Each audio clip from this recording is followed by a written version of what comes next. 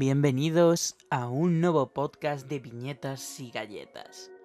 Hoy os traemos el programa especial de Halloween en el Día de Todos los Santos. Pero eso da igual. Hoy hemos hecho un programa muy especial porque vamos a traeros 4 audiodramas. No hemos hecho en nuestra vida audiodramas, no somos actores de doblaje. Así que por favor, tened un poco de piedad con nuestras interpretaciones y con nuestra edición de los audiodramas. Creo que nos ha quedado muy chulos. Creo que hemos hecho un trabajo decente dentro de lo que cabe, dentro de eso, que no somos profesionales. Y voy a hablaros un poquito de lo que se nos ha quedado en el tintero. Porque nosotros teníamos preparados 3 audiodramas más, en total 7. Pero el programa se nos iba a 3 horas. Así que hemos decidido que para mantener un poco la constancia de lo que suelen durar los programas, de 1 hora a 1 hora y media, y sobre todo que al ser audiodramas queríamos que fuesen un poquito más cortos los programas, 1 horita estaría bien, creo que este nos va a durar 1 horita. El primer programa que se nos ha quedado en el tintero es uno sobre rituales, una obra de Álvaro Ortiz publicada aquí, si mal no recuerdo, por Astiberri. Es posible que la esté liando, no lo sé, no me acuerdo, diría que es Astiberri. Y que el buenísimo y majérrimo autor nos ha dejado hacerlo. Al principio íbamos a hacerlo de Murderabilia, pero nos recomendó hacerlo mejor sobre rituales y yo creo que tenía razón. El problema es que Rituales es una obra medianamente larga y bastante caótica en el sentido narrativo. Así que hemos decidido sacarla de aquí y presentarla en uno de los próximos meses. Y esta es la cosa, los 3 audios que se nos han quedado en el tintero, como ya hemos mencionado, los vamos a publicar en los próximos podcasts. No sé si al principio, no sé si al final, no sé si en medio, esto todavía no lo hemos hablado, pero sabemos que lo publicaremos durante los próximos podcasts para que vosotros podáis escucharlos y veáis qué os parecen. El segundo que se nos quedó fuera ha sido un relato que nos envió el señor Miguel Mitsams por redes sociales, y creo que es muy bueno. Lo que pasa es que igual que Rituales es muy largo, se pasó de largo, entonces también hemos decidido quitarlo fuera. Solo hemos mantenido uno de los relatos largos dentro de la obra, dentro de este podcast, así que el de Miguel también lo vamos a dejar fuera. Y el tercero, el último que hemos dejado fuera, es uno especial de Ana, de nuestra querida Caprifoy, que es sobre... Bueno, os lo imagináis si la conocéis por redes sociales, porque es algo que le encanta hablar, pero vamos a tratar del hoyo de Mel. Y yo creo que este es especial, además en ese solo narra a ella. Es uno de los más guays que hay. Y esos 3 los dejamos fuera, ¿vale? Pero no os preocupéis porque los 4 que hemos dejado dentro son una maravilla. Son geniales y nos los hemos currado un montón. Así que vamos a hablar ya del primero. En este primer relato, nuestro querido Dani, ya sabéis, parte de Viñetas y Galletas, pues si nos seguís en redes sociales sabéis perfectamente quién es. Si habéis escuchado algún podcast, sabéis perfectamente quién es porque siempre habla. Nuestro querido Tukendak, nuestro querido Dani, nos ha escrito... Bueno, escribió un relato para su web.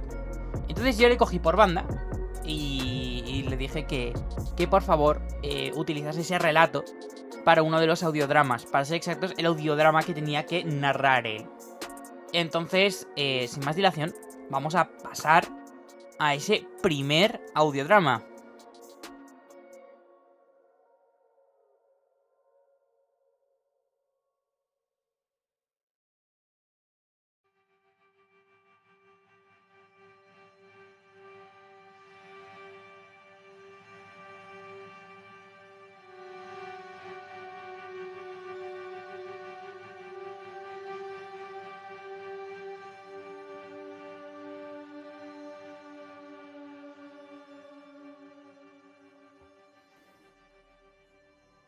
Las víctimas que el asesino de la azada dejaba a su paso siempre eran fáciles de identificar. Todas sus lesiones, amputaciones y mutilaciones estaban causadas por una misma azada labriega sin apenas afilar. La Guardia Civil había descubierto muchas cosas sobre él a través de los cuerpos descuartizados que dejaba a su paso. Sabían que tenía que ser un hombre fuerte para clavar con esa decisión la azada, y de unos 185 centímetros de altura, según el ángulo con el que los cortes penetraban en las víctimas. Sabían que era de origen rural, por los conocimientos que había demostrado tener sobre la maquinaria agrícola que utilizaba de imaginativas formas a la hora de perpetrar sus matanzas, y probablemente de Castilla-La Mancha, a lo largo y ancho de la cual se distribuían todos los cadáveres que habían sido encontrados. También conocían con detalle el arma del crimen. Era una azada básica de la marca Bellota, con un mango de unos 120 centímetros y una hoja de una sola pieza fabricada en acero al boro. Según el profesional forense, el asesino cambió su herramienta en una sola ocasión por otra de las mismas características, posiblemente debido al exceso de desgaste de la primera. Desde que hicieron ese descubrimiento empezaron a controlar al detalle la venta de herramientas similares por parte de la marca. Las escenas del crimen solían ser un escenario grotesco. Lo cierto es que el asesino de la azada no parecía llevar a cabo un ritual único a la hora de atacar a sus víctimas, pero los resultados siempre eran similares. Una finca apartada llena de sangre, vísceras y miembros cercenados. Hasta el momento no se habían encontrado restos biológicos del asesino, pero entre los destrozos sí que se había hallado en más de una ocasión pelos de una vaca o un toro, una posible prueba del carácter ritual de los asesinatos. Sobre los restos de arcilla y caliza encontrados en el suelo, no se pudo llegar a una conclusión que concretara más el origen de aquel hombre misterioso.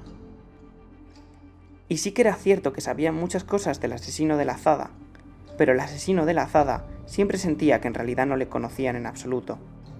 Le veían y le analizaban, pero no le entendían.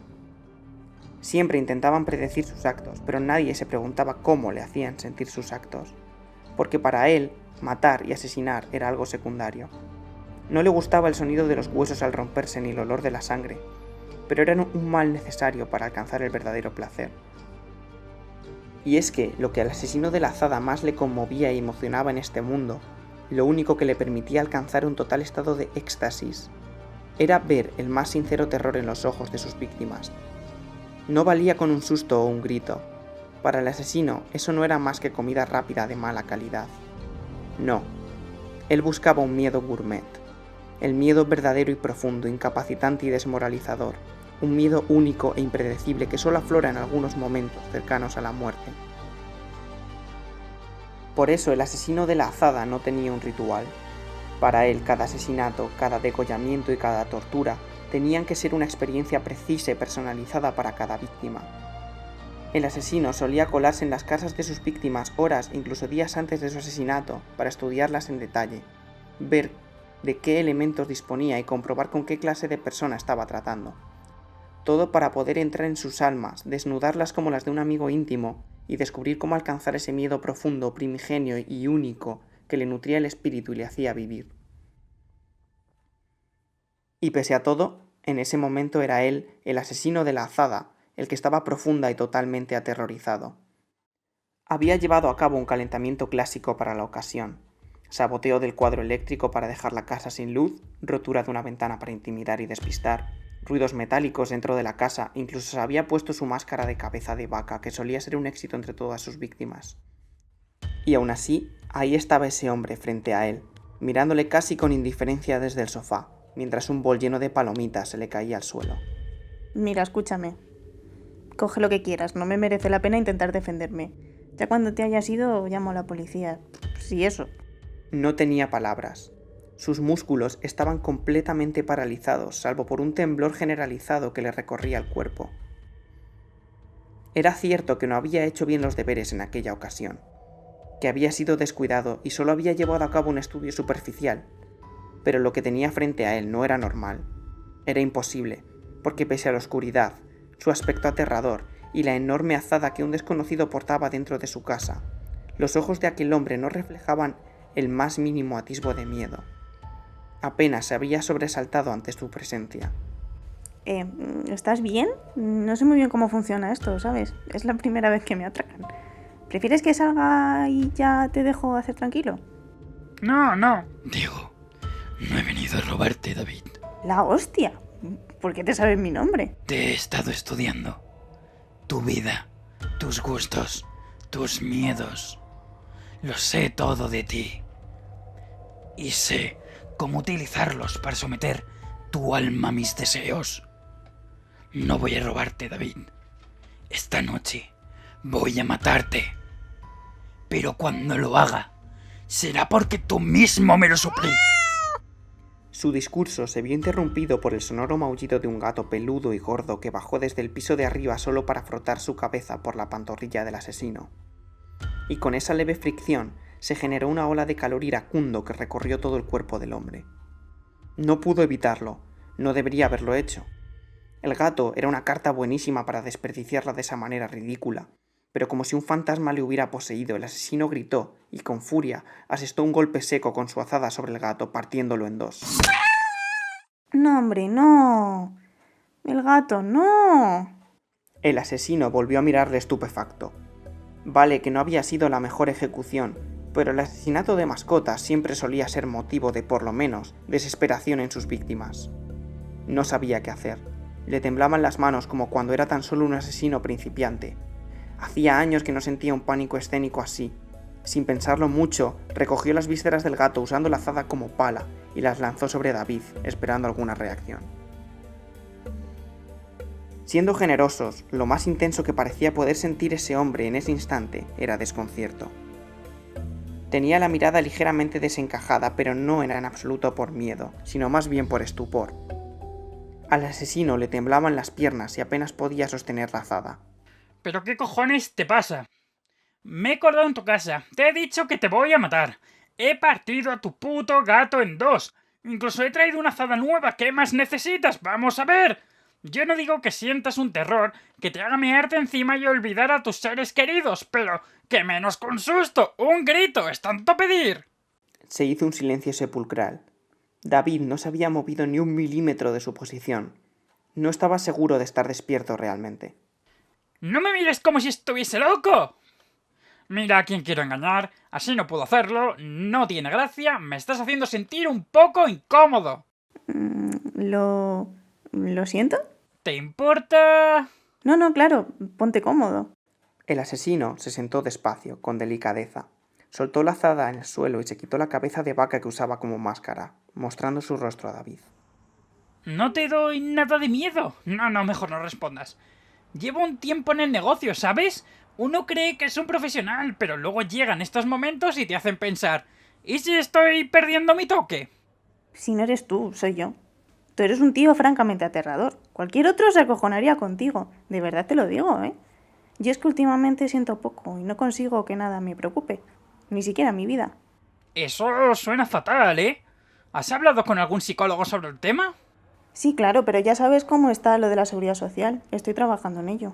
¿Has tenido pensamientos suicidas? No, tampoco. No tengo energía ni para pensar en eso. Pero no hablemos más de mí. ¿Tú cómo te sientes? Pues ahora mismo un poco mal, la verdad.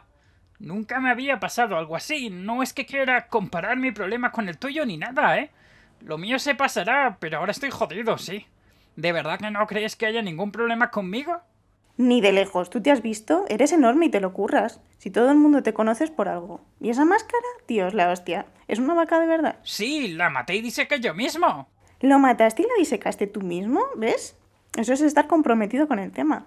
Otros se irían al Carrefour y se comprarían una máscara de Halloween, pero tú no. Tú has querido darle tu toque especial y se nota. Y lo de la azada, claro, simple y perfecta para tu imagen de marca. El asesino de la azada. ¿A quién no le vas a acojonar? Bueno, no sé, yo creo que no es para tanto. ¿Que no es para tanto? Tío, mírame. Más o menos somos igual de altos, pero si yo me llego a colar en casa del vecino, lo único que se iba a conseguir es que se rieran de mí. Has tenido un desliz, le pasa a cualquiera. Y ni siquiera ha sido del todo culpa tuya. Para la próxima ocasión recuerda prestar más atención antes de asaltar a nadie. Sí, supongo que tienes razón. Ya me voy sintiendo un poco mejor. Claro que sí. ¿Me vas a matar ahora? No, hombre, así no puedo. Necesito estar en el modo adecuado, ya sabes. Ya te he dicho que solo te iba a matar cuando me lo pidieras tú. Si quieres te lo pido, si eso te deja más tranquilo. No puede ser así. Tiene que ser una petición sincera, surgida del terror, que habita en lo más profundo del corazón. Pues eso no lo tengo, lo siento. No te preocupes, lo entiendo. Si no se puede, no se puede. Mira, vamos a hacer una cosa. ¿Qué? Te vas a ir ahora y yo no voy a llamar a la policía ni nada. Y si en un año sigues con esto, vuelve a verme y me das todo lo que tengas. Quiero el espectáculo completo, con degollamiento y mutilaciones. Y yo me comprometo a que para entonces estaré mejor. ¿Qué te parece? Me parece genial. El asesino se giró y cogió a David de las manos. No esperaba que esta noche acabase así. Yo venía por una víctima más y ahora me voy con un buen amigo. No te lo vas a creer, pero yo tampoco me lo esperaba. Muchas gracias por todo. Me voy a ir, que se hace tarde y tengo que llegar a mi casa. Que mañana entro a la oficina a las 9. Adiós, tío. Un placer. Se despidió David mientras el asesino cogía su máscara y se ponía en pie. Igualmente... Pero el asesino de la azada nunca llegó a terminar de decir esa palabra. Sin darse cuenta, había dejado caer su herramienta sobre el cuenco de palomitas que se le había caído a David. Al levantarse del sofá a oscuras, un azar del destino había querido que justo fuese a posar el pie sobre el mango de madera. Por la fuerza con la que se había levantado y el peso del hombre corpulento, la azada se elevó a gran velocidad, siguiendo un movimiento circular directo a su pecho. El acero alboro recién afilado quebró sin problema sus 2 costillas y se clavó en su corazón, matándolo al instante. David tampoco supo cómo reaccionar cuando el cuerpo del asesino de la azada se desplomó en el salón de su casa, clavándose su propio arma aún más profundamente en su interior. Apenas veía nada a oscuras, pero podía oler perfectamente el olor de la sangre, extendiéndose por el suelo y filtrándose en el parquet. Notó una arcada surgiendo de su garganta, pero al intentar contenerla cayó en el suelo junto al cadáver del asesino. Él no lo sabía, pero un vecino de una finca cercana había visto al asesino de la azada romper su ventana y colarse en su casa, y en esos momentos 2 coches de la Guardia Civil estaban rodeando la finca y activando las sirenas. Y de pronto David se encontró a sí mismo lleno de sangre, con un cadáver a su lado, las cabezas de 2 animales sobre su sofá y con al menos 4 miembros de los cuerpos y fuerzas de seguridad del Estado a punto de entrar en su casa. Y por primera vez en toda la noche, sintió un poco de miedo. ¿Qué os ha parecido el primer relato? La verdad es que ha estado súper chulo de hacer. Creo que nos lo estamos pasando... Bueno, puedo decir que nos lo hemos pasado genial haciéndolo. Nos lo hemos pasado genial escuchándolo. Tenemos las reacciones de cuando escuchamos por... Bueno, yo no, pero el resto sí. Ana, Mari, Dani, sí. Los relatos, ¿vale? Si estáis en YouTube, este es una segunda versión, que es una versión procesada directamente con mi voz para que se mantenga de forma... No sé cómo decirlo. No sé, que no se rompa el récord de la voz con el directo que hicimos en Twitch. Porque claro, en Twitch todo nos baja la calidad, no podemos grabar en buena calidad. Y este es como un audio procesado y mejor hecho con los relatos. Espero que notéis la diferencia si estáis en YouTube. Si estáis en iVoox, Google Podcast o Spotify o algo así. Creo que no lo subimos a más de plataformas de audio. Ya son bastantes. A lo mejor algún día nos metemos en iTunes, pero por ahora no está pensado. Así que yo creo que por ahora vamos bien todos. Creo que os gustará lo que estamos haciendo. El audio de Dani es la risa. Me lo pasé súper bien poniendo voces para el asesino. Y ya nos podéis dejar por comentarios cuál ha sido vuestro relato favorito de los 4 que vais a escuchar hoy. Y hecho la publicidad pertinente, vamos con el siguiente audio relato, que en este caso nos lo ha enviado nuestro querido Mecha. En este caso, más que un relato, es un fanfic de Memorias de Idún, de los libros de Laura Gallego. Es más, si estáis atentos podéis ubicar perfectamente entre qué 2 libros estamos. Os va a molar un montón el fanfic. Sin duda, es una maravilla.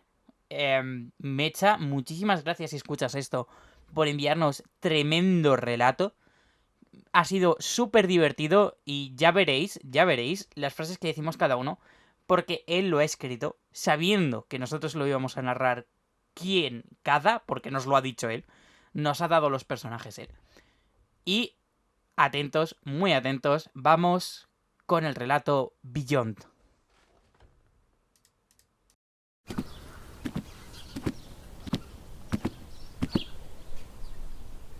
Victoria había tardado 2 horas en admitir que, por primera vez en su vida, se había perdido en un bosque. Siempre se había enorgullecido de tener un gran sentido de la orientación, especialmente en el aire libre. La gente a su alrededor solía preocuparse cuando se alejaba de las rutas o señales y se internaba entre los árboles, y trataban de seguirla con escaso éxito. Cuando le preguntaban cómo se las ingeniaba para encontrar el camino de vuelta, Victoria señalaba algún árbol peculiar y sin mucho convencimiento decía que lo había usado como referencia, dando por terminada la conversación. Lo cierto era que Victoria seguía sus instintos. Habría sido más acertado decir que el bosque tiraba de ella en diferentes direcciones, no hacia lugares, porque nada de aquello tenía que ver con la mera geografía. No. Aquella extraña intuición la guiaba hacia momentos, personas, incidentes que normalmente se perderían para siempre. Aquella noche se había escabullido del bungalow mientras su abuela Alegra dormía apaciblemente. La cena no había terminado de sentarle bien y necesitaba algo de aire. Hacía un año habría ido a Limbad para practicar algo de magia con Sael, escuchar las historias de Alsan o incluso para desahogarse con Jack. Pero ahora ninguno de los tres estaría allí. No desde el último año. Y Victoria se había prometido a sí misma que no volvería a la casa de la frontera para no revolver esos recuerdos. Ahora mismo, Victoria era toda la resistencia, y eso también significaba que tenía una misión que cumplir. Le había costado mucho convencer a su abuela de que el camping de Saint-Germain-en-Laye era un destino ideal para las vacaciones navideñas, y tenía que aprovechar su oportunidad para ver si las leyendas sobre el bosque francés eran ciertas. Tenía que encontrar al unicornio Lunaris. No había cogido nada más que el báculo de Aisel y un abrigo forrado por miedo a despertar a Alegra. Bueno, y al Dixman incrustado de mala manera en su bolsillo derecho, pero eso no hacía falta recordarlo. Desde que había conseguido comprar el último disco de Kristara, se había convertido en otra de sus extremidades. Sentía una conexión mágica parecida a la del báculo de Aisel con aquel aparato. La canción que había estado escuchando de forma casi ininterrumpida durante los últimos días se llamaba Beyond. La voz gastada del misterioso cantante parecía hablarle directamente, aligerando el peso de enfrentarse a su misión cuando se sentía más sola. Pero también nublaban su cabeza y le provocaban un nerviosismo inclasificable. Si hubiera sido supersticiosa, Victoria habría pensado que aquella noche su instinto se había rendido a las palabras de Kristara, que el misterioso cantante la había hechizado con su música. Pero eso era imposible, y también irrelevante. Tenía que buscar a Lunaris, estuviera confundida o no. Vamos a ver, Victoria. Si fueras un unicornio vagando por el bosque, ¿dónde irías? ¿Posiblemente a un sitio con estufas? La noche era muy fría, y una capa de escarcha húmeda cubría el bosque hasta donde alcanzaba la vista. En otras circunstancias, Victoria habría usado la magia del báculo para lanzar un hechizo térmico, o ya puestos para buscar a Lunaris. Pero sabía que usar magia podría atraer a Kirtas, el asesino que la había atormentado durante años y que había roto la resistencia en 4 con sus maquinaciones. Aun con el báculo y su magia para defenderse, Victoria sabía que sería casi imposible enfrentarse a él y a su espada de hielo, Hayas. Mientras resbalaba a ciegas por el bosque, Victoria no podía evitar ser especialmente consciente de su vulnerabilidad. Y aún así, una parte de ella deseaba encontrárselo para tener una posibilidad de vengarse, por nimia que fuera. Odiaba a aquel chico porque asesinaba magos inocentes que solo habían querido huir de Asgan el nigromante, porque quería usar a Lunaris para sus malvados planes, porque la había engañado como una niña estúpida antes de matar a Sael, y porque por mucho que se repitiese a sí misma que hacerlo traicionaba a su mentor, Victoria soñaba con lo que podría haber sido si hubiera cogido la mano manchada de sangre de que Kirtas le ofreció a ella aquel día en Alemania. Ven conmigo. Aferró el báculo con fuerza. Esta vez no la pillaría por sorpresa. Esta vez, Kirtas no tendría la oportunidad de jugar con ella. Volvió a escrutar las sombras que la rodeaban. En algún momento no muy lejano tendría que encontrar el camino de vuelta y echarse un par de horas en la cama para poder seguir buscando al día siguiente. Y para que su abuela no montase en cólera para luego dar un brusco final a sus vacaciones porque... Escabullirse como un maleante no era propio de una señorita. Y también porque... Cuando te adopté consulté las estadísticas de niños descuartizados en las inmediaciones de sus hogares y no hay día que no lo recuerde.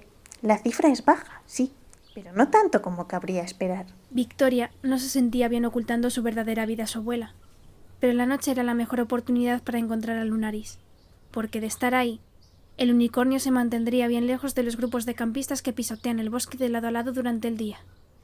O tal vez, el unicornio se mantenía oculto porque sabía que Kirtas estaba al acecho. Los ojos de Victoria captaron el destello de la luna sobre el agua de un pequeño arroyo, y sintió un ligero cosquillo en la boca del estómago. Había algo esperándola en la orilla, lo sabía. Dejó el Dixman y los auriculares reposando contra un tronco mientras la voz de Kristara susurraba unas últimas palabras a sus oídos. And you understand deep in your heart that you didn't want to believe. Se acercó caminando cuidadosamente para no hacer ruido ni resbalarse. La superficie del lago se había helado aquella noche, y una figura oscura gemía en la orilla. Un lobo moribundo. ¿Alsan? El líder de la resistencia le había pedido que lo transportara a Francia después de que Ergen fusionase su alma con la de un lobo en un experimento de nigromancia. Victoria quería ayudarlo. Creía que no podía seguir adelante sin él. Pero Alsan le dijo que no podría contener la sed de sangre de la bestia, que acabaría matándola a ella, y también a Jack. Lo repitió una y otra vez, primero con tristeza, luego con una fuerza y rabia crecientes. Al final el miedo de Victoria fue más fuerte que su amistad. Lo llevó al alma para que los abandonase para siempre. Y si ahora se había convertido en aquella criatura, era culpa de Victoria. Se acercó paso a paso, rodeándolo para enmascarar su avance y para observarlo mejor. Reposaba dolorosamente sobre la orilla del lago helado, y jadeaba con debilidad mientras la vida se le escapaba con cada aliento. Entonces la criatura la miró fijamente, y Victoria respiró aliviada. Sus ojos eran marrones como su pelaje, no del gris ferro de los de Aslan, y no había ningún ápice de humanidad en ellos. Era un lobo corriente. Hola amigo, ¿estás bien? Se fue acercando paso a paso. Si te quedas quieto, podré curarte esa herida con el... A Victoria se le heló la sangre en las venas. El lobo tenía un tajo recto y limpio que cruzaba casi la totalidad de su lomo, pero no había ni rastro de sangre. En su lugar, una capa de escarcha reposaba sobre el corte, como la gélida promesa de la muerte. Solo había un arma capaz de causar una herida como aquella. Hayas. La espada de Kirtas. El lobo gruñó a escasos centímetros de su cara y se revolvió con saña, cogiendo por sorpresa a Victoria y haciendo que se cayera de culo sobre el hielo. Victoria contuvo la respiración por instinto y esperó a que el hielo se resquebrajara y ella cayera al agua. Pero no lo hizo. Parecía sostener su peso de forma misteriosa. Victoria miró desesperadamente a su alrededor, sabiendo que Kirtas podría abalanzarse silenciosamente sobre ella en cualquier momento, desde cualquier dirección. Sintió como su corazón explotaba en su pecho con cada latido preparándola para el ataque inminente. Pero no ocurrió nada. Estaba sola en el bosque. Los quejidos del lobo eran todo el ruido que podía oír. ¿Dónde estás? Sabía que Kirtas la estaba observando de cerca. ¿Dónde estás? ¿A qué estás jugando? ¡Cobarde! ¿Es que tienes miedo de una niña? No recibió respuesta. Cálmate, Victoria. Está tratando de meterse en tu cabeza. No te dejes llevar por el pánico. Respirando pesadamente, Victoria se incorporó sobre el lago con el apoyo del báculo, y entonces, sin aviso alguno, el hielo se resquebrajó bajo sus pies. Trató de orientarse o buscar la superficie, pero el agua era demasiado fría, y su abrigo mojado aprisionaba sus brazos. Solo podía bambolear mientras hundía a ciegas. En un esfuerzo, logró abrir los ojos el tiempo suficiente para vislumbrar una pequeña luz descendiendo justo fuera de su alcance. ¡Oh no, el báculo! Nadó hacia él para recogerlo, esperando darse de bruces con el fondo del lago, pero no ocurrió. Debajo de ella solo había más negrura indefinida. ¿Cómo de profundo puede ser este lago? Arqueó bruscamente la cabeza. ¡La superficie! Tenía que salir a la superficie antes de que se le acabase el aire o antes de que Kirtas... ¡Kirtas! Necesitaba otra salida, porque sin duda alguna el asesino la estaría esperando en la orilla con la espada alzada, firme como un ave de presa esperando a que la presa diera un paso fuera de su madriguera. Pensándolo bien, aquel debió ser su plan desde el principio. Victoria necesitaba teletransportarse. Llamó a Alma, pero apenas podía concentrarse, y menos aún comunicarse con el guardián de Limbad. Hacía mucho que no practicaba, pero no se le ocurrió otra salida. Limbad era un lugar muerto y lleno de recuerdos dolorosos, pero en aquel momento era el único lugar donde Victoria estaría a salvo. Agarró el colgante que Sai le había regalado por su cumpleaños con firmeza, la lágrima de unicornio. Sai le había dado su vida por ella, aun sabiendo que hacerlo partiría el corazón de Victoria para siempre. Si tenía que elegir entre morir por la espada de Kirtas o morir de pena, Victoria tenía claro que respetaría la decisión de su mentor. Poco a poco, pieza a pieza, consiguió formar una imagen mental de la casa de la frontera. Sintió un cosquilleo familiar mientras el alma la transportaba a un lugar seguro, lejos del lago y Kirtas. Apareció empapada en el suelo de la biblioteca. Sabía que debía prepararse para el día siguiente, pensar en una excusa para irse del camping prematuramente sin que su abuela sospechara nada raro. Pero en aquel momento, en mitad del silencio sepulcral que había reinado en Limbad desde que Alsan huyó y Jack salió corriendo tras él, Victoria lloró hasta quedarse dormida. Casi se sintió aliviada porque no hubiera nadie para verla llorar. Casi. Mientras tanto, en el bosque una figura ligera como el humo descendió de la oscuridad de las copas de los árboles. y sin prestar atención al lobo que había incapacitado antes de que se acercase más a la muchacha, recogió el Dixman que ella había abandonado precipitadamente. Pulsó el botón de eyección y vio el logo con forma de serpiente formando el título de su último disco, Beyond. Y por primera vez en meses, el resquicio de una sonrisa se abrió paso en aquel rostro esculpido en hielo. Tengo algo que decir sobre este relato, y es que en un pozo en el que me fui metiendo poco a poco mientras editaba esto, se me ocurrió intentar grabar entera Beyond. Dar nuestra propia versión de Beyond de los libros.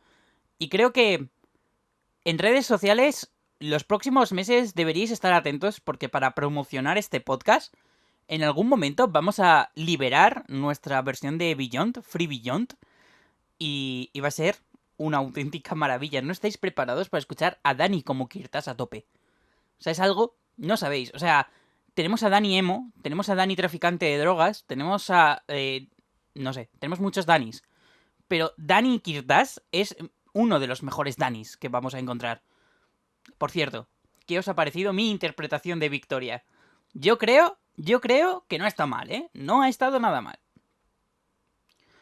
Dicho esto, creo que para que no se nos vaya muchísimo de madre, quiero hacer puentes de 1 o 2 minutos...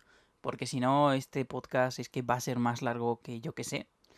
Vamos con el tercer relato. En este caso, hemos tenido el beneplácito del Torres, que además me ha tenido que aguantar por redes sociales. Así que muchísimas gracias por aguantarnos todo esto.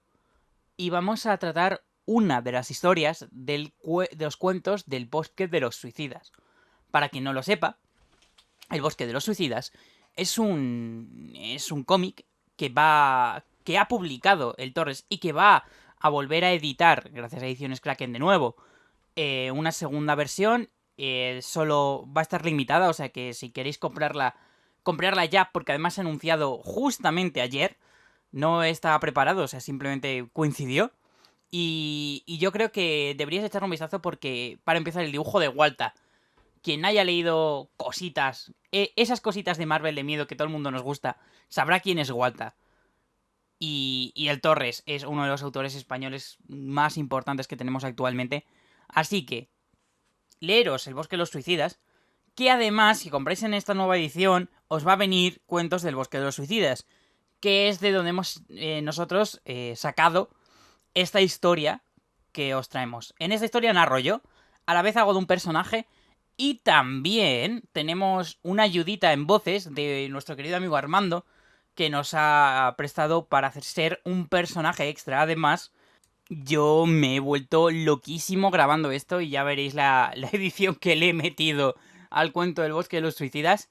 Espero que os guste mi narración. Yo creo que lo intento... Bueno, yo lo intento hacer lo mejor posible. No creo que haya sido el mejor resultado. No soy para nada Dani o no soy para nada Mar narrando. Y ellos dos son buenísimos. Pero me ha gustado muchísimo hacer la adaptación de este cómic porque me gusta muchísimo el cómic... Bueno, todos los cómics del Bosque de los Suicidas. Así que, por cierto, lo siento por las licencias que me he tomado. Me he tomado alguna...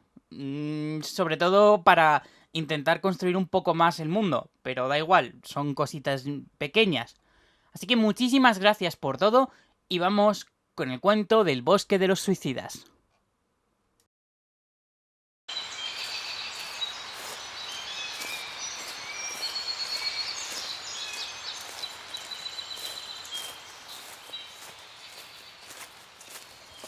Tamura era un picacódigo, un currito de una empresa del montón, con compañeros que le hacían sentir invisible, solo. Pero hoy era un día especial. Hoy iba a gritarle al mundo lo mierda que eran sus compañeros. Había decidido ir al lugar con menos gentío que existía en sus inmediaciones. Todo para poder desahogarse. Necesitaba liberar las tensiones de una vida monótona y destructiva emocionalmente. Estaba nervioso por llegar. Muchas historias se cuentan de Aokigahara. Películas de Hollywood, cómics, creepypastas. El mito abarca incluso distintas mini leyendas de diversos temas. Yokais, asesinatos y desapariciones inexplicables. La gente joven suele intentar adentrarse en él, muchas veces para suicidarse, otras por curiosidad. Lo que nadie puede negar es que es el segundo lugar del mundo con más suicidios. Un bosque lleno de roca volcánica por las erupciones del monte Fuji, lo que dificulta mucho las búsquedas. Un lugar idóneo en el que estar solo. Hijos de puta todos. Acababa de clavar un muñeco de trapo al tronco de un árbol. Ya no sonríes tanto, Matsuda? Siempre tan servicial, siempre el niño bonito. Se agacha para recoger de su mochila el siguiente muñeco. En esta ocasión, un conejo blanco con peto, vestido como un trabajador del campo. ¿Y tú, Chida? Hace una pausa y coloca el clavo en el conejo para darle ya el golpe. Siempre hablando de tu coche y del tiempo que estuviste en España, invitando a todos menos a mí. Porque Tamura es bueno para compilar datos, ¿verdad? Ahora, el centro de la frente del peluche está atravesada por el metal. Repite, árbol, martillo, clavo, pero esta vez con un gato de peluche. ¿Y tú, señorita Fukura Mei? Se serena y prepara para darle ya con el martillo.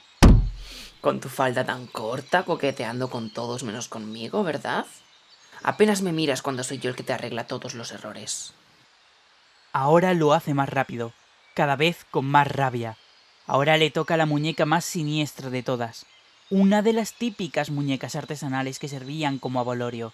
Sin dilación, la clava en el árbol por cada ojo, para que ésta no llorase como la muñeca Okiku una vez estuvo en Manenji, y era incapaz de olvidarla. Así aprenderás a mirarme como el hombre que soy, Nakayama, todos. Vosotros ascendiendo en la empresa que yo. Estoy allí tragándome vuestra mierda. Os desprecio, desprecio la sociedad en la que estamos, desprecio que nunca me haya pasado nada bueno en la vida y también... Golpea el árbol, 2 clavos, uno en la oreja y otro en la frente. Y eso nos deja con un animalito más unido a la arboleda. Desprecio su empresa, señor Taniguchi. Va. Me siento bien. Sí, es como hacer un Antes de que acabe la frase se escuchan voces. sacrificio. Se da la vuelta y descubre que cada uno de sus peluches se ha convertido en las personas a las que representa. Se podía escuchar el dolor de todos.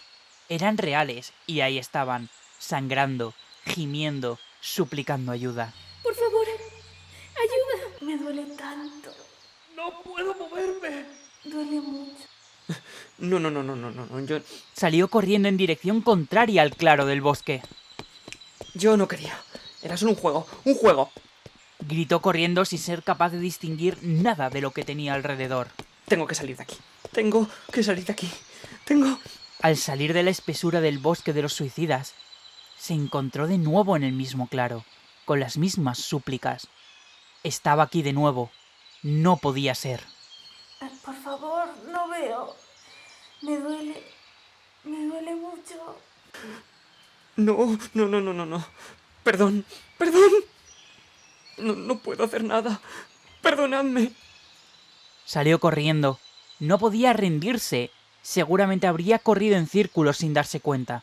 Esta vez iría en perpendicular de donde había venido para que no le volviese a pasar lo mismo. Pero el tiempo pasaba y solo llegaba al mismo punto una y otra vez. Al mismo claro, con las mismas súplicas. Se hizo de noche y ya no podía más. Se sentó. Me duele. Ya, te duele. A mí también me duele escucharte. Porque no puedo escapar. Como una película mala, una y otra vez, acabo saliendo a este maldito claro. Tiene que ser eso. Una maldición que me ha caído a mí. Igual que en la oficina. Duele Estoy mucho. atrapado con vosotros, escuchando vuestros jodidos lamentos. Duele mucho. ¿Te duele? Pues jódete, Uchida. Tú eres mi superior directo y sabes que yo me merecía un ascenso más que nadie. Por favor. Sufro tanto. Pues será la primera vez, niño bonito. ¿Qué es lo vuestro comparado con lo que me habéis hecho a mí? Me duele. No puedo moverme. No puedo ver. Te pasa por puta, Nakayama. Ojalá supiera cómo hacer que sufrierais en realidad. Y tras decir eso, el árbol dejó caer una rama. O más bien se podría decir que dejó caer una soga. Estábamos en el bosque de los suicidas. Si él mismo había creado esta pesadilla, era lógico que este fuese el tributo a pagar. El árbol le había dado lo que necesitaba, una forma de acabar con las súplicas, de escapar de ese claro, de dejar de sufrir. Lo estaba entendiendo. Alargó el brazo para cogerla y se la rodeó sobre el cuello. Y como si le estuviese dando la mano a una persona, el árbol tiró de él. Sufrir. Ellos tienen que... Entonces la soga le presionó el cuello. Ahora ya no podía hablar. Su respiración se cortaba. Pero todavía estaba consciente. Entonces empezó a escuchar sus voces. En el centro del claro podía ver la oficina. Una pequeña visión de un futuro cercano. De su oficina. De aquellas personas que estaban sufriendo. ¿Es cierto lo del señor Tamura? ¿Cómo te has enterado, Matsuda? Ya sabes, las noticias vuelan, toda una promoción. Director de equipo en las oficinas centrales. Le echaremos de menos. No iba a promoverlo para un ascenso de 3 al cuarto. Se merece más. Yo de él usaría las vacaciones que le van a dar para visitar España. Se estaba preguntando qué estaba pasando. ¿Qué está pasando? Le faltaba el aire. No podía respirar. ¿Habláis del señor Tamura? Me extraña que no esté aquí ya, siempre es puntual. Puede ser que esté enfermo. ¿Le llamas después? Es un hombre muy tímido, pero es tan amable. Me pregunto por qué no saldrá más a menudo de Nomikai con nosotros. Se esfuerza llorando por vivir. Estaba tan equivocado con todo, nunca supo la verdad. Es tan difícil entender a los demás. Mientras jadeaba, se intentaba quitar la soga. Alguien de aquí le echará mucho de menos cuando se marche. Aprovecha, Nakayama, o lo haré yo. ¿Cómo eres, Mei? Pero tienes razón. Cuando Tamura venga al trabajo, esta vez no se me escapará. ¿Crees que le gustaré? Pues claro que sí, Nakayama. Es un hombre que sabe apreciar todo lo bueno que le pasa en la vida.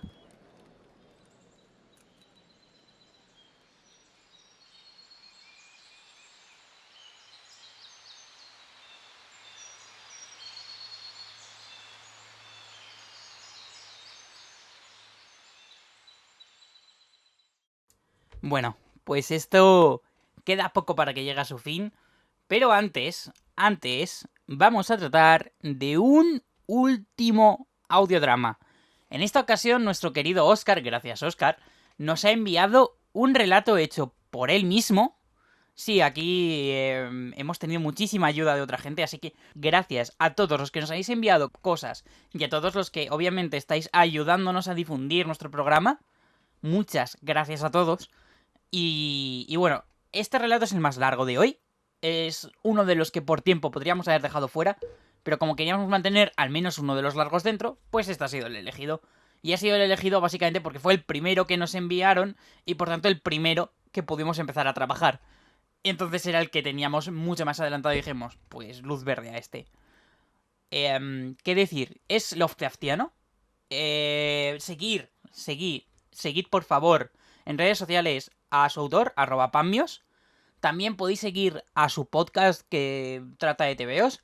Además, de vez en cuando nos tenéis allí a Ana, Dani y a mí. O sea que viñetas y galletas al completo suele aparecer también. Algún día aparecerá Mar, darle tiempo. Y es @pensadoresdv, ¿vale? Bueno, dicho esto, recordad seguir a Pensadores, recordad seguir a Pamios. Y vamos con su relato Lovecraftiano sin título.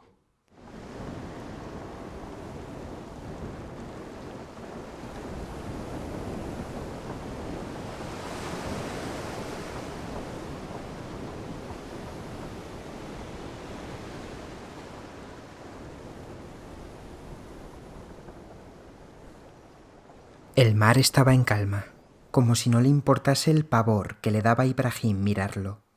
Y era verdad, al mar, en toda su larga vida, nunca le había importado lo que le pasase a él o a otros como él. Cientos, miles, millones de personas como él habían subido a barcos no muy diferentes a ese en el que se encontraba, y el agua había permanecido dormida y oscura, como esa noche, mientras ellos morían poco a poco, o llegaban a un destino peor que la muerte. Aguas negras, en donde la luna creciente apenas se atrevía a reflejarse. Aguas negras que engullían sin piedad a gente de piel negra. A lo largo de la historia, siempre la misma mecánica. Ellos eran la carga. Un blanco llevaba el timón. En el barco de Ibrahim las cosas no eran diferentes, pero este blanco le caía en gracia. Nelly y Paco fueron quienes le rescataron de la balsa en la que se embarcó en Libia una semana antes, pero fue el capitán Blumont quien le dio la bienvenida. Los dos socorristas que remontaron sus huesos tiritantes desde la balsa, una griega y un español de cuerpos atléticos y expresión adusta, contrastaron con la imagen familiar y el cuerpo rechoncho del francés Blumont. Tras meses hablando casi siempre en un inglés torpe y balbuceante desde que saliera de Chad, aquella breve conversación en su lengua natal le calentó tanto o más que la manta que le proporcionaron. Cuando supo que hablaba con el capitán, Ibrahim se cuadró ante él. A sus órdenes. ¡Ja! ¿Pero qué haces? Si eres el capitán, tú mandas en este barco. Estoy a tu servicio. Pues menuda tripulación me ha tocado comandar. Tenía razón. Su mandato se extendía sobre un buque mercante en el que otros 3 blancos de su ONG y 2 centenares de negros maltrechos luchaban contra un marín pasible y decidido a destruirlos. Ibrahim salía cada noche a cubierta a encontrarse cara a cara con su enemigo. En el sur del Chad, donde nació, no había ningún océano que ver, y ahora que por fin lo había conocido, sentía que no podía apartar la mirada de esa ondulante amenaza salada. En parte por pura fascinación ante el espectáculo de su inestabilidad, y en parte para vigilar que no hiciese movimientos extraños, que no le volviese a atenazar en un abrazo congelado. Esa noche su guardia daría resultado. Al principio era un punto negro en el mar, casi indistinguible, pero fue creciendo conforme se acercaba. Avisó a Nelly, que le dijo que se apartase, pero él hizo como que no la entendía. Quería saber a qué se enfrentaban. Cuando el foco se proyectó sobre él, aquel otro barco ya estaba a apenas unos metros. Contra la opinión de los 4 cooperantes, uno de los pasajeros de aquella otra embarcación puso los pies en la suya. Hablaban en italiano, de modo que Ibrahim no pudo entender nada, pero era evidente que no era una conversación agradable. Aspavientos, voces alzadas, la constante intención de aquel hombre de entrar en su barco. Le desesperaba esa incertidumbre, así que intervino. ¿Nos van a llevar a algún sitio? Quédate atrás. Pero Ibrahim no obedeció como debía a su capitán y seguía allí plantado. El italiano le cogió del brazo con violencia y escupió unas palabras que debieron ser el colmo para el capitán Blumont, que sacó una pistola. El italiano y todos los presentes se quedaron petrificados mientras el capitán Blumont apuntaba al invasor. Ibrahim aprovechó la ocasión para zafarse de su agarre y aquel tipo se volvió por donde había venido junto a su embarcación, todavía mascullando maldiciones italianas. No nos quedan muchas lunas, Rosa. Rosa, la médico a bordo, ignoró el comentario del capitán Blumont y miró por su paciente. ¿Estás bien? Perfectamente. Era mentira, le dolía el brazo, pero no quería hablar de eso. ¿Qué estaba pasando? ¿De qué hablabais? Son las patrullas locales, os quieren devolver en caliente. Y no va a pasar. Pero Blumont tiene razón, no podemos quedarnos mucho tiempo en estas aguas. No parece propio de una ONG llevar armas a bordo. Solo hay un arma a bordo. ¿Y la tienes tú, capitán? Como debe ser. La risa del capitán Blumont estaba atenuada por la tensión. No había sido una noche fácil, y no iba a mejorar. Ibrahim cogió sitio sobre su manta, esperando una noche más que atenuase la dureza del suelo del compartimento de carga sobre el que dormían, tanto los rescatados como los cooperantes que no estaban en cabina. Pero no pudo pegar ojo. El culpable era Giant, que esa noche lloraba como un condenado. Es raro en él, pero en algún momento tenía que pasar. Giant había sido nombrado así por Simsola, su madre, que tenía la esperanza de que el niño fuese más grande que ella, que su padre y que todos los demás. Para conseguirlo había salido de Nigeria con él y su marido, para darle un espacio en el que pudiese crecer tanto como su nombre indicaba. Y sin llegar al otro lado, Giant ya había demostrado grandeza al sobreponerse a la muerte de su madre, a la que reclamó el mar cuando estaba al borde de la balsa. No habían sido muchas las risas que subieron a bordo de ese barco desde el rescate, pero gran parte de ellas las había llevado allí Giant, con sus ocurrencias inesperadas, con su forma de convertir un juguete hasta el material de salvamento, con la ilusión con que recibía las raciones de patatas para comer. Por el contrario, su padre, Mati, apenas había hablado desde que Simsola desapareció. Era como si él hubiese cargado con todo el dolor para que Giant no tuviese que padecerlo. Un dolor que le había consumido hasta dejarle raquítico, con sus huesos casi a la vista.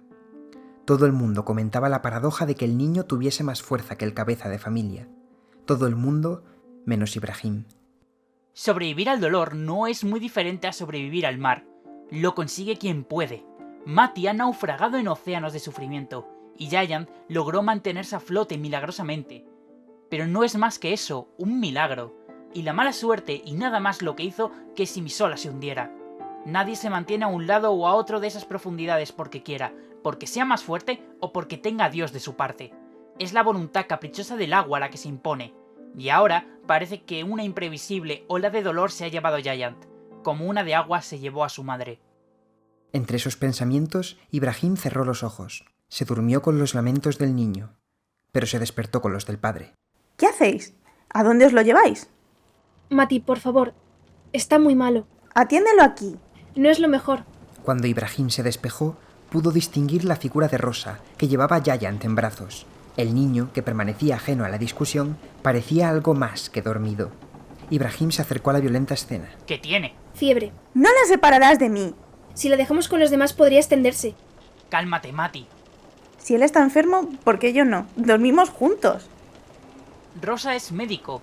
Ella nos ha cuidado hasta ahora, ¿no? Sabe lo que se hace. Gracias, Ibrahim. Por supuesto, Mati no estuvo conforme con la situación de apartarse de su hijo, pero la aceptó. Rosa se llevaría a otros 4 de los rescatados aquella mañana. Pasó todo el día sin que nadie en el compartimento de carga tuviese noticias de ellos. El rechinar de dientes de Mati se escuchaba desde su casa en Nigeria. El resto de los pasajeros no estaban menos preocupados. Ibrahim salió a cubierta antes de lo que acostumbraba. Le recibió una luna casi llena y el cuerpo fibroso de Nelly cortándole el paso. ¿A dónde vas?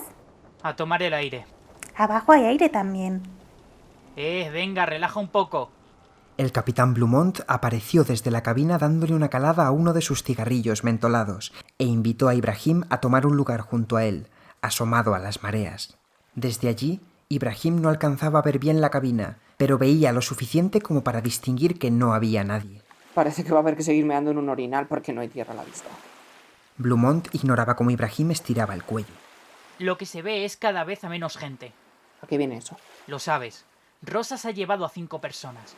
¿Dónde están? ¿Ves aquella puerta del fondo, la que está en la cabina? Allí ha improvisado un hospital o algo así. Mati quiere ver a su hijo, aunque sea a través de la puerta. Le tranquilizaría. Háblalo con Rosa, es ella la que dicta las normas de los enfermos y dice que estén ahí. Pues lo hablo con ella. ¿Dónde está? Con los enfermos.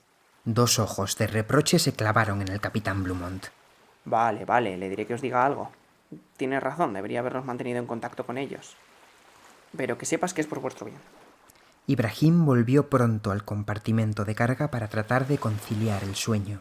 Esa noche no parecía tener sentido hacer su particular vigilia frente al mar. Esa noche le reclamaba más ese dormitorio común improvisado. Había 200 personas en él, pero la ausencia de aquellas 5 ya hacía que pareciese más vacío, por lo que ocupar su sitio en el suelo se antojaba necesario. Si somos menos, tendremos que estar más juntos. Se decía Ibrahim rozando el sueño. Y luego se dio cuenta. No faltaban solo 5 personas.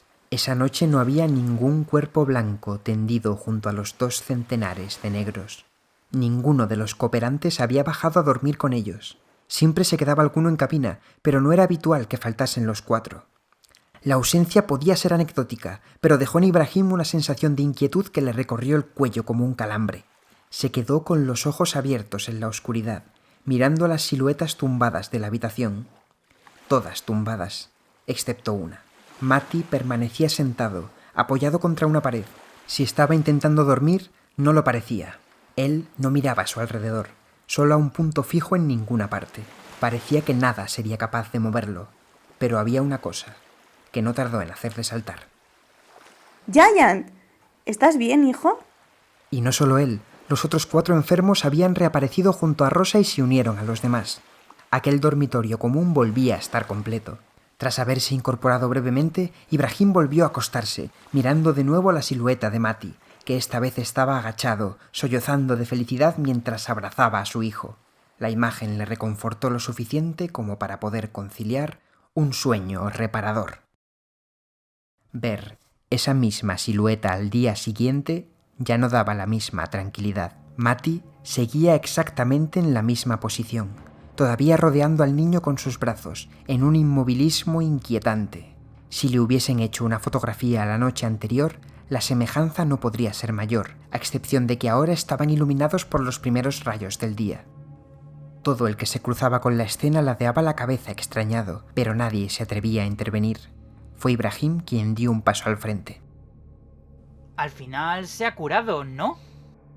No parecía que Mati fuese a reaccionar, pero respondió. Lo hizo levantando levemente la cabeza y dejando que sus ojos enrojecidos hablasen por él. La rabia que le había invadido el día anterior se había convertido en una desesperación y desaliento inabarcables, pero no era peor que lo que reflejaba su hijo.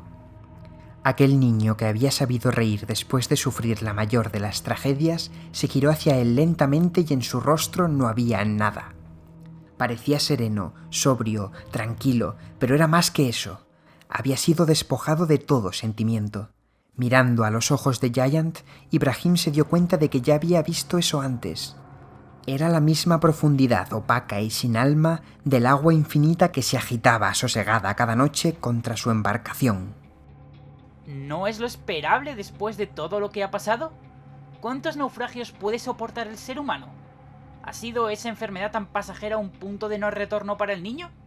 Debe ser eso, pero ¿por qué parece haber algo antinatural en esa expresión? Algo que nunca podría pertenecer a un ser viviente. El impacto de aquel encuentro con Mati junto con aquella oleada de pensamientos imposibles marearon momentáneamente a Ibrahim. Lejos ya de aquella pareja de estatuas en que se habían convertido el padre y el hijo, trató de pensar qué debía hacer. Puede ser que no tuvieran ninguna afección física, pero algo se había roto en ellos. Estaba decidiendo si tenía sentido o no hablar con Rosa sobre el tema cuando ella misma entró en el compartimento de carga. Ella, Nelly y Paco irrumpieron con el carrito con el que solían traer la comida y se pusieron a repartir las raciones. Cuando le tocó a Ibrahim, no pudo evitar preguntar. ¿Qué es? Se nos acaban las raciones. Tenemos este puré y poco más.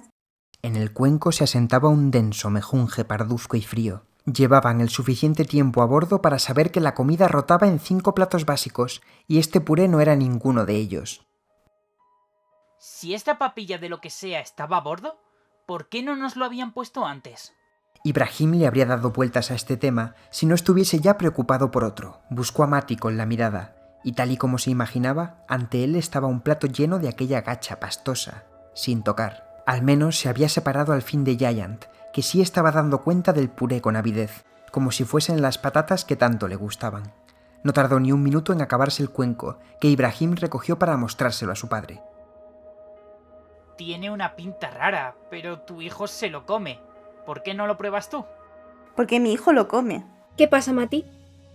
¿Por qué no comes? Rosa había aparecido detrás de ellos. Mati solo le dedicó una mirada desafiante. Venga, Mati, no seas así. ¿Tú has comido ya? Parecía una pregunta intrascendente, pero la urgencia con la que Rosa se había girado disimulaba muy poco su importancia. Instintivamente, Ibrahim le mostró el cuenco vacío de Giant, y la médico se dio la vuelta de nuevo. ¿Ves? Haz como él. Otro agresivo silencio de Mati. Rosa le puso la mano en la frente. Parece que estás enfermo. No estoy enfermo. Tienes unos grados. ¡Nelly! ¡Aquí! No tengo nada. No quiere comer, ¿no? Está enfermo. Vamos a llevarlo a la habitación. A mí me parece que está bien. Nelly se giró ante esas palabras como si hubiesen insultado a su familia. Después miró el cuenco vacío que Ibrahim sostenía. No pareció casual que le empujase al pasar, arrastrando consigo el despojo en que Mati se había convertido. No, estoy bien. ¡Soltadme! Esos gritos fueron la última voz que Ibrahim escucharía en horas. Nunca ese compartimento de carga había estado muy animado, pero el bullicio de 200 personas reunidas era imposible de acallar. En ese momento se extendía por todos los recovecos un silencio que pesaba. El día se fue oscureciendo a través de las escasas ventanas y del mismo modo se oscurecieron los ojos de todos los presentes, que quedaron con el mismo gesto inerte que mantenía Giant. Entre aquel desfile de carne sin corazón, Ibrahim pensó que se le escapaba la cordura. Hasta se alegró de escuchar las voces de los cooperantes que, con Mati de la mano, regresaban a la estancia. No tardarían en arrepentirse. Recuérdame cuántos eran. 208. Vale, no hace falta tanto, vamos a redondear. Tú, levántate. El capitán Blumont le hablaba al cascarón de lo que fue una mujer, que estaba sentada frente a él. Esta parodia de una persona obedeció de inmediato. A ver, ¿cómo te llamas? Esta orden, sin embargo, fue imposible de acatar.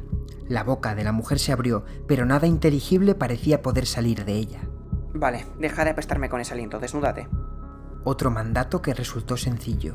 Ibrahim contempló anonadado cómo su capitán, el afable Blumont, reía socarronamente frente a la mujer desnuda. Ahora vas a subir a cubierta y te vas a tirar por la borda.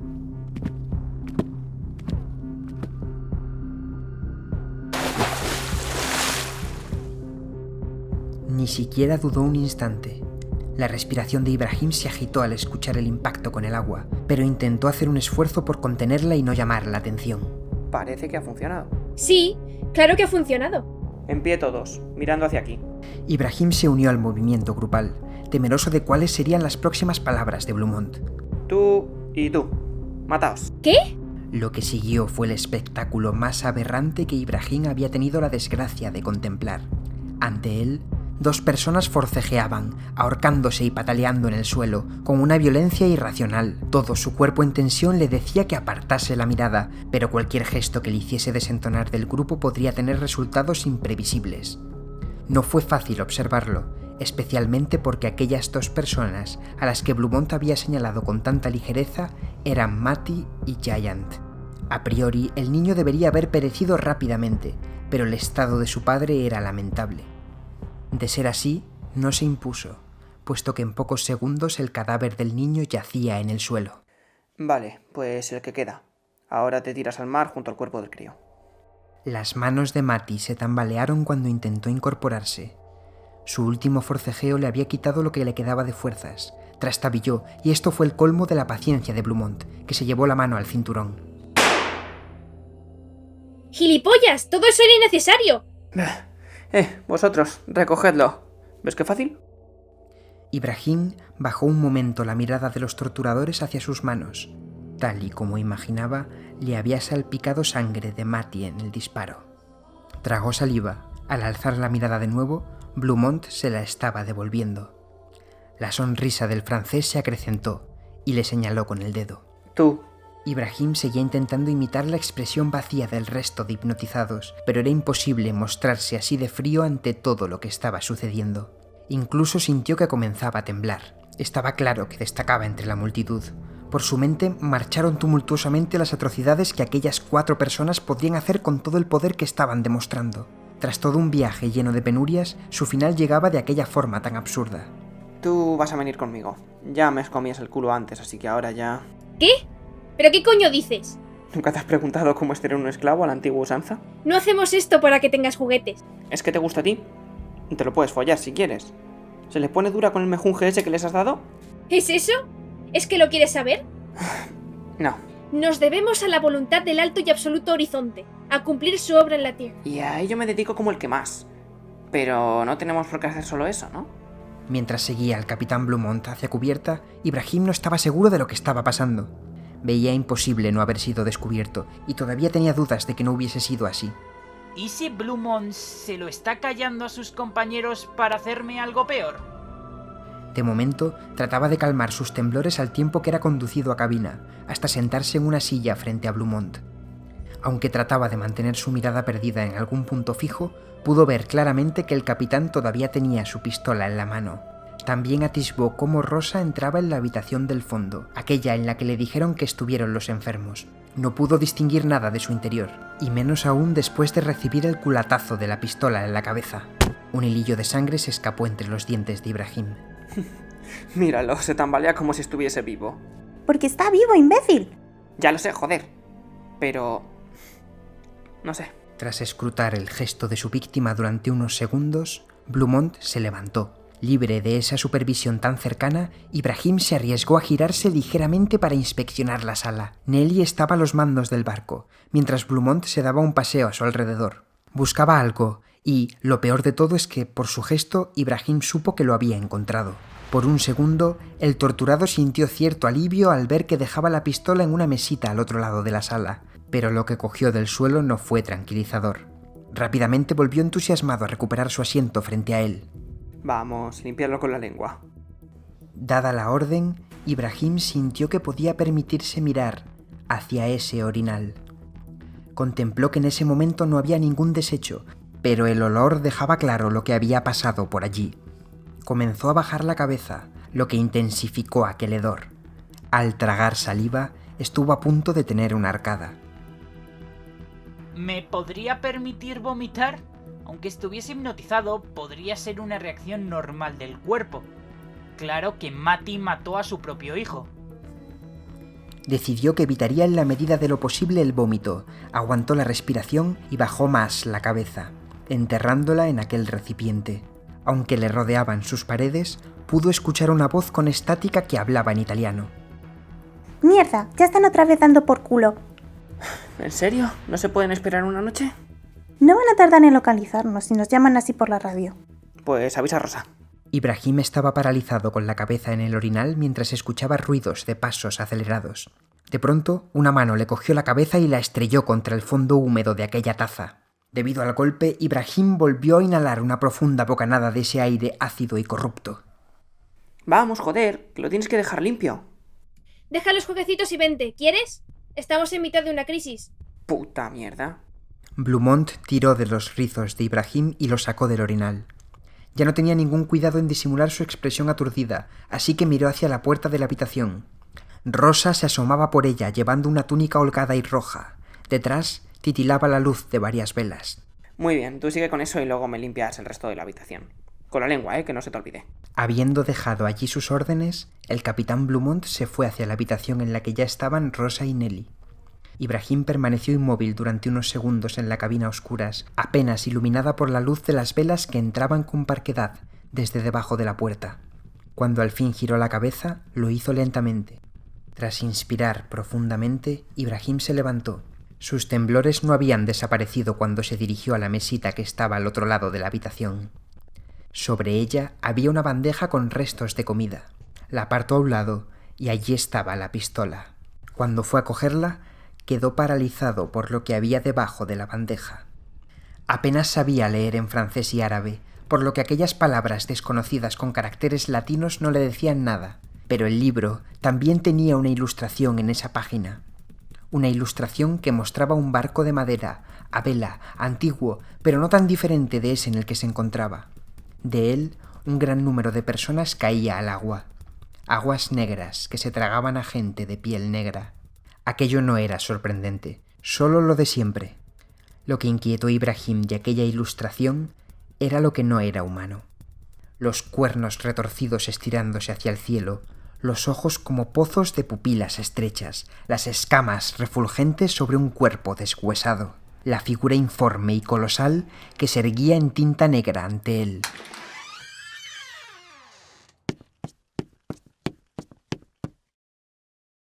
Bueno, chaval, recemos a los antiguos para que la luna esté en posición, porque ya... ¿Qué haces aquí? Para Ibrahim, aquella frase de Blumont había dolido mucho más que sus golpes. Sus manos temblorosas sujetaban la bandeja, la cual alzó ante su cabeza hasta que estuvo al alcance de su lengua. Sintió los ojos de Blumont sobre su nuca inclinada con tanta certeza como el sabor de aquellos restos de comida rancios. El capitán le apartó de su tarea de un manotazo. Venga, no hay tiempo para eso, abajo. Esa sería la última orden que le daría el capitán Blumont. Al acatarla y regresar junto a los demás al compartimento de carga, supo inmediatamente lo que había estado haciendo Paco. Allí abajo, todos los rescatados estaban de pie, con su mirada de nada, distribuidos sobre unos signos en el suelo, formas geométricas absurdas y letras retorcidas y angulosas. Cuando Ibrahim ocupó su posición al fondo, sobre otro de los signos, se dio cuenta de que no estaban todos. Había varios cuerpos muertos allí, al fondo del compartimento. Al pisar su signo, Ibrahim supo el porqué de los cadáveres. Aquel dibujo estaba hecho con sangre. Apenas se había dado cuenta de esto cuando comenzó.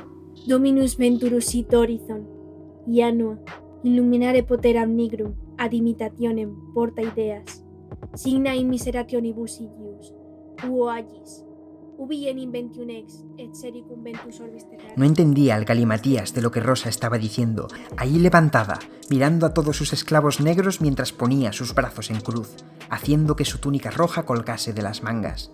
De pronto, despojado de todo miedo, la escena le pareció incluso ridícula. Al menos hasta que empezó a notar el frío.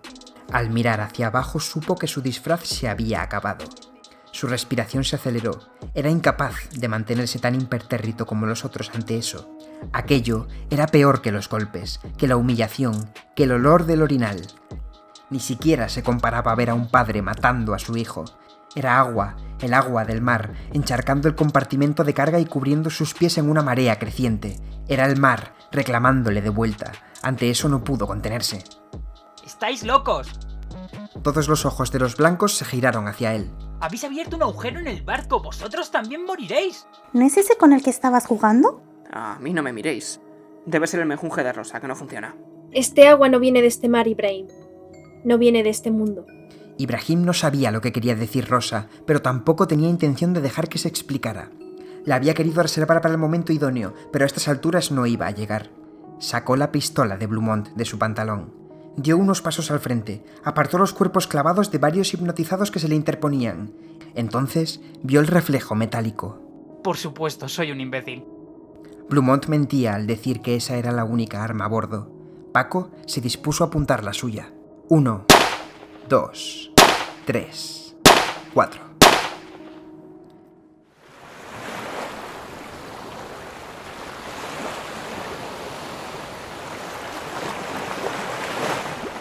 Hasta 4 tiros retumbaron en la abarrotada y atónita estancia. Y cada vez que se producía, aunque contenida, una respiración, subía un poco más negra la marea.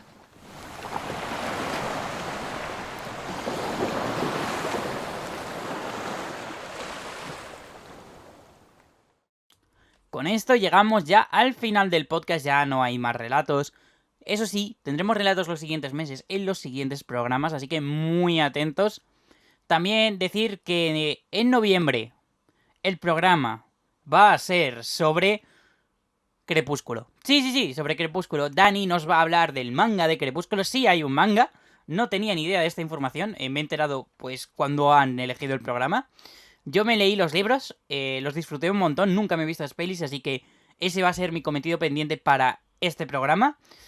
Marce, que también tiene los libros de Crepúsculo, y Anas ha leído ya Sol de Medianoche, el nuevo libro de Crepúsculo. Bueno, nuevo libro que en realidad llevo escrito muchos años, que se filtró antes de que se publicase. Bueno, ya os contaremos toda la historia de estos libros durante el programa. Además tienen historias muy divertidas sobre la música que escuchaba Stephenie Meyer cuando los escribió, que pista es nu metal. Y nada más, que muchísimas gracias a todos. Recordad que tenéis nuestras reacciones en Twitch y YouTube sobre estos audiodramas. Nada más, seguirnos en redes sociales para estar atentos a todas las movidas que estamos haciendo. Yo iba sacando imágenes de cómo llevaba el proceso de estos audiodramas, que era básicamente como poco a poco estaba cayendo en un pozo de locura cada vez más y más y más. Al final todo sale bien, porque este programa ha salido adelante, así que el pozo de locura ha estado correcto, hemos sobrevivido al proceso. Y nada más, que muchísimas gracias a todos, muchísimas gracias a Al Torres, muchísimas gracias a Álvaro Ortiz, muchísimas gracias a Armando, muchísimas gracias a Pamios por ser el narrador de este último audiodrama. Y nada, que nos vemos el mes que viene con Crepúsculo.